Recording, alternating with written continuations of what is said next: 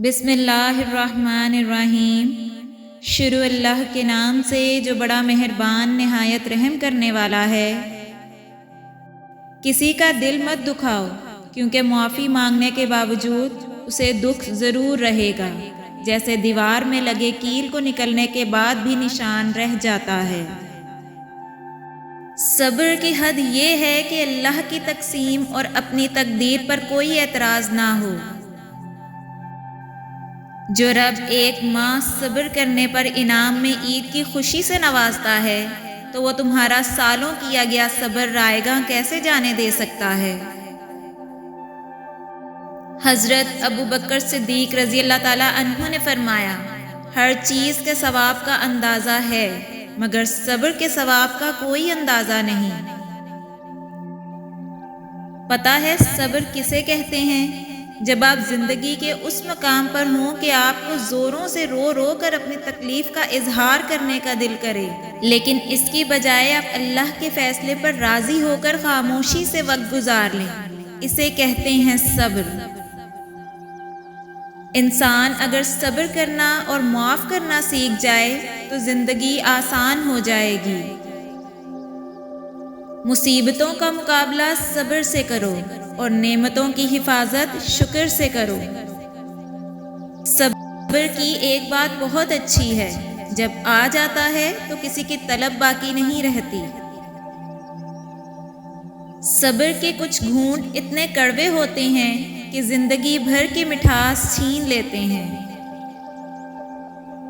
فرمان مصطفیٰ صلی اللہ علیہ وآلہ وسلم ہے، صبر کے ساتھ آسانی کا انتظار کرنا عبادت ہے۔ یہ دنیا مکافات عمل ہے، بس آپ نے صبر کے ساتھ انتظار کرنا ہے، کیونکہ اللہ سب دیکھ رہا ہے اور وہ بھولتا نہیں ہے۔ سہنے والے کو اگر صبر آ جائے تو کہنے والے کی اوقات دو کوڑی کی رہ جاتی ہے۔ کبھی انسان واقعی ہار جاتا ہے، خاموش رہتے ہوئے، صبر کرتے کرتے، امید رکھتے رکھتے، رشتے نبھاتے نبھاتے، صفائیاں دیتے دیتے، اپنوں کو مناتے مناتے، اور کبھی کبھی خود سے۔ صبر کا گھونٹ دوسروں کو پلانا آسان ہے، خود پیتے ہوئے پتہ چلتا ہے کہ ایک ایک قطرہ حلق سے اتارنا کتنا مشکل ہے۔ سب سے بہترین صبر وہ ہے جو تم نے اللہ کی رضا کے لیے کیا۔ صبر کیا ہے؟ بالکل خاموشی، کوئی شکوہ نہیں، اللہ پر یقین کہ حالات بدل جائیں گے، نہ بھی بدلے تو پھر کیا، میرے رب کو بہتر پتہ ہے، یقیناً اس میں بہت بھلائیاں ہوں گی۔ پر صبر کب آتا ہے؟ اللہ سے قربت بڑھنے پر، یقین ہونے پر۔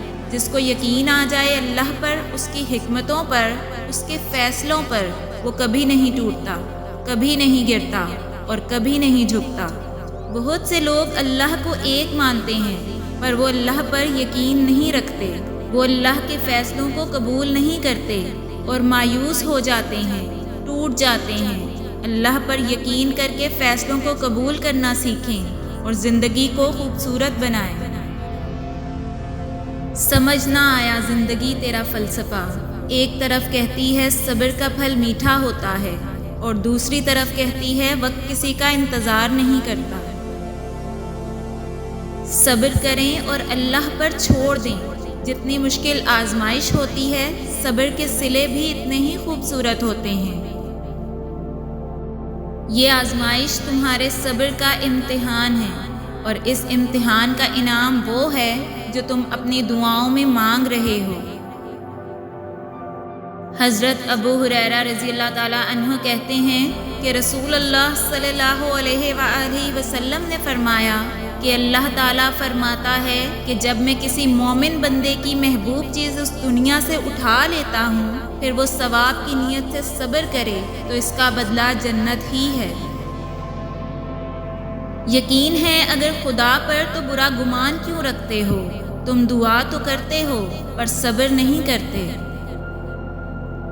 جس مقام پر تم اللہ سے شکوہ کرتے ہو، وہ مقام دراصل صبر اور شکر کا ہوتا ہے۔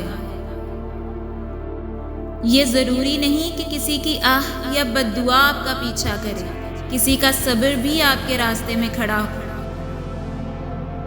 کیا پتہ اللہ تعالیٰ کو تمہارا صبر کرنا اتنا پسند آ جائے کہ وہ تمہاری مانگی ہوئی ہر دعا پر کن کہہ دے۔ آپ کا صبر کسی کے لیے بد دعا ہی ہوتا ہے۔ ہر انسان اپنے کیے کو پا لیتا ہے۔ صبر کریں، معاف کرنا نہ کرنا آپ کے ہاتھ میں ہے۔ معاف کر دینا آپ کے اجر کو بڑھا دیتا ہے اور معافی کے بدلے میں ہو سکتا ہے کوئی راحت یا آسانی مل جائے، مگر بدلہ لینے کا بھی حق ہے آپ کے پاس۔ اور اگر آپ صبر کر رہے ہیں تو بے شک وہ زیادہ افضل ہے۔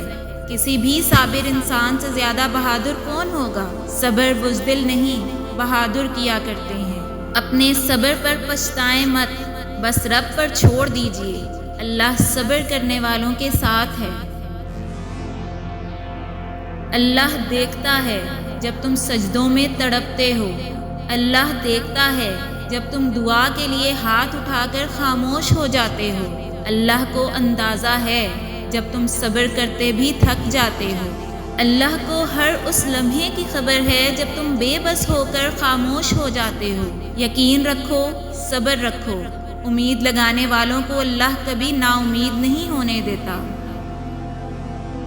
اگر دنیا میں صرف خوشیاں ہی ہوتی تو ہم نے صبر کرنا کبھی نہ سیکھا ہوتا۔ حضرت علی رضی اللہ تعالیٰ عنہ فرماتے ہیں، صبر کی دو صورتیں ہیں، جو ناپسند ہو اسے برداشت کرنا اور جو پسند ہو اس کا انتظار کرنا۔